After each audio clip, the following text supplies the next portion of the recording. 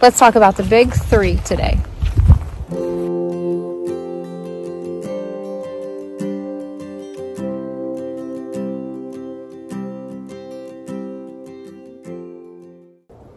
A common thing to talk about when it comes to gear is, what are your big three? Well, today, let's get into that. Well, the big three being your backpack, your sleep system, and your tent. Let's start with the backpack. So first I'll start with what I carry additionally to my backpack, which is a fanny pack. I have found that I really enjoy having a place to put my phone that's accessible, a place to keep my wallet. I will wear this even if I take my backpack off, so I always have this on me.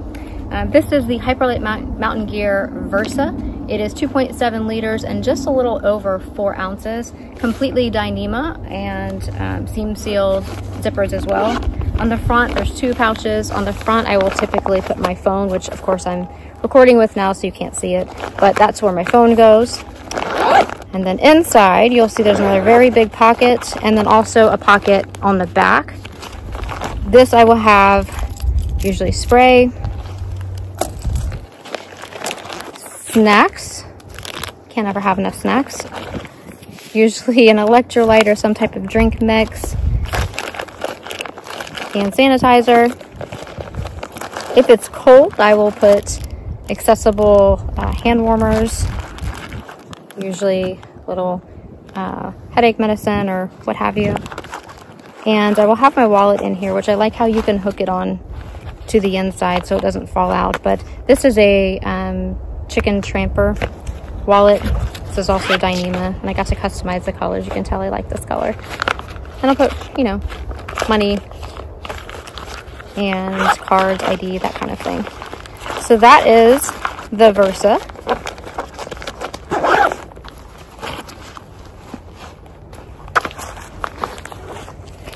Additionally, you'll see that this pack has 2 hip belt pockets, which I love these as well. Honestly, I usually also have more snacks in here because again, can't ever have too many snacks that are accessible. And whatever else that I happen to need that I'm finding that I'm reaching for a lot, I'll also put here. This pack has, it's a Wind Rider, Hyperlight again, Wind Rider 70, so it's 70 liters. And honestly, for the AT, if I were going by myself, I would not take a 70 liter, but I am taking the larger bag just in case Baby Bear needs me at any time to help her carry her gear. I can easily help her. There's plenty of room in here for anything that I might need to add. And by the way, sorry Baby Bear could not be in the video today. She's off doing amazing things with her Sea Cadet unit and just couldn't be here. So anyways, I digress. So we unzip it here, or unclip it here on both sides. Again, completely Dyneema. So waterproof as far as I have always tested. And I've walked in some pretty heavy downpours, but it's very nice. And it carries so well. It is my absolute favorite pack I have ever had. And not that I've had a lot, but I think I'm at pack number 4 as far as testing them out, and I have had this one and carried this one on. It's got probably a couple 100 miles on it at this point, and I absolutely love it. If we want to get into the bag a little, I'll show you just some of the features, but it's not packed as if I were going on a long distance hike today. I'm just coming out really for a training hike and to just get some miles in. But you'll see on the outside, I have my rain gear. I have the pants and the jacket. I also have bathroom kit here. So you have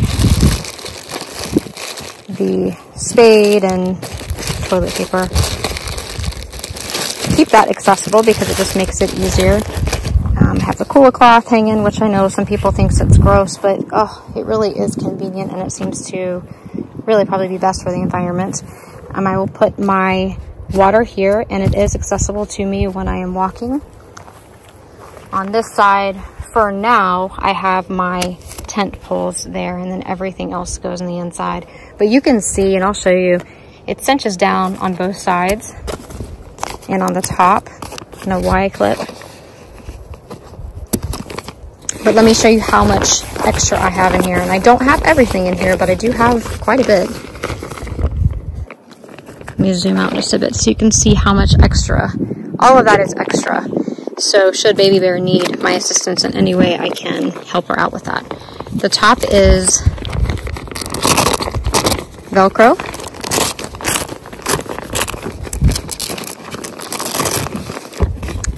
And then you can sort of just peer down on the inside. Next for our tent, as many of you know who have already seen the video, is we chose the Big Agnes Tiger Wall UL3. It comes in about 48 ounces. Now again, those of you that watched the other video about which tent did we choose, you know that we've gone through 3 separate tents to determine what we felt was best for us. We first started out with the Big Agnes Copper Spur UL3. Love that tent. You guys, it is a sturdy, fantastic tent, but it is heavy. If I remember correctly, it's about 4.5 pounds. And we found that it gets very, very heavy when it gets wet. So we went looking for a lighter option because again, I will be carrying the majority of these shared things. Baby bear, her pack weight, I am very careful about and making sure that she carries nothing more than she has to so that we can preserve her growing little body as we trek across the Appalachian Trail. So yeah, we decided to try something lighter. So we ended up buying and trying the Durston X-Mid Pro 2. Now that was our first trekking pole tent. There were a lot of great things I loved about it. I think all in with the stakes, it was 22 ounces, so super lightweight. And it was a 2-person tent. And one of the first things we noticed that I did not like about it was that it was not really a 2-person tent. It felt very much to me like a maybe 1.5-person tent. But for 6 months, that being our home, it just was too cramped. And I envisioned the days that we may be sitting there for hours past waking up if it's thunderstorming or for whatever reason that we would just be cramped and our gear didn't really have a place to comfortably fit inside. And so that was the #1 reason that we chose that tent, particularly just wasn't for us. The other couple of reasons have to do with the fact that it's a trekking pole tent and the pitch. Now, I got pretty good at it, I'm not gonna lie, and it's actually not very difficult to learn, especially if you practice, but I found that everywhere we went, I had to always be being extra careful on the site that we chose. And on those long days, when I found where we want to camp and it was good enough, you can pitch this thing anywhere. You can pitch the other Copper Spur UL3 anywhere, pretty much. I mean, as long as it's roughly level. It's very easy, but with a trekking pole tent, there's a lot of other factors that go into how, big is the footprint, how big is this space, how rocky is it, how difficult is it to get your stakes in. It became more of a stressor for me, in addition to the fact that it was just too small for us, but it was also it felt stressful to me. And that was after, backpacking with it for quite a few days and just not feeling like, it was something that I wanted to deal with every single night, especially after a long day and you just can't wait to be done and get in your tent. So then we tried, because we love Big Agnes, we wanted to go with a lighter version of the Big Agnes Copper Spur, and that's what we found is the Tiger Wall. To me, it feels very much like the Copper Spur. This is a semi-freestanding tent, so you do need to stake it out on one side, but this, I think I said it was 28 ounces. I'm sorry, I don't remember what I just said, but anyways, it's significantly lighter than a Copper Spur.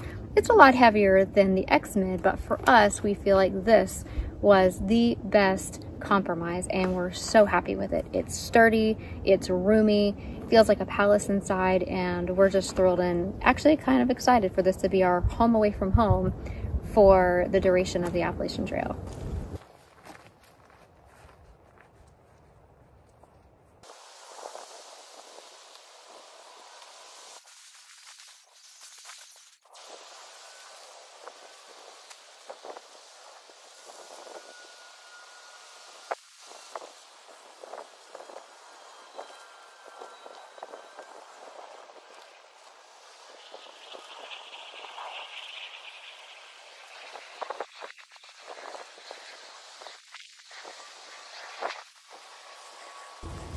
so here it is.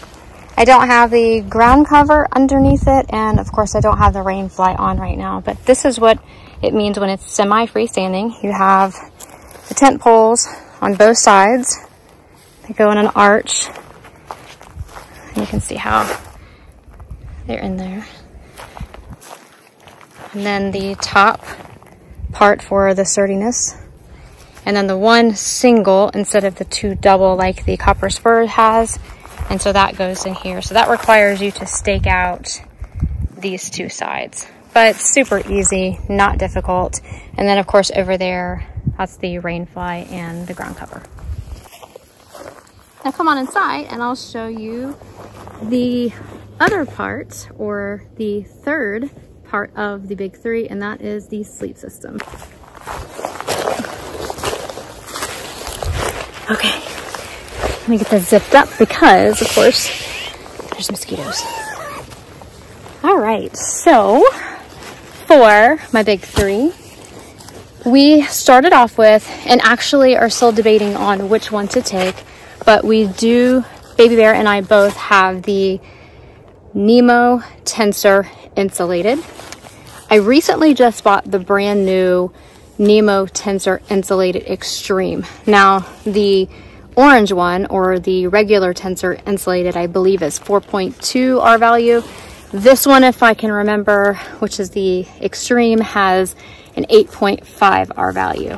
We're leaving in March, so I think that's probably overkill, but I'm toying with one of us, me, taking this one, and Baby Bear taking the regular Tensor.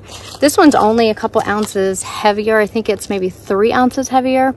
But my thought process is, if it gets super, super cold and we get into a pickle, you know, and it's much colder than we're thinking, and the Tensor 4.2 R value, that sleep system isn't quite warm enough, then we will have this and we both can just pop on this and snuggle together underneath our quilt and, you know, survive the night, I think is probably being a little facetious, but this makes me feel a little bit better just having an extra one.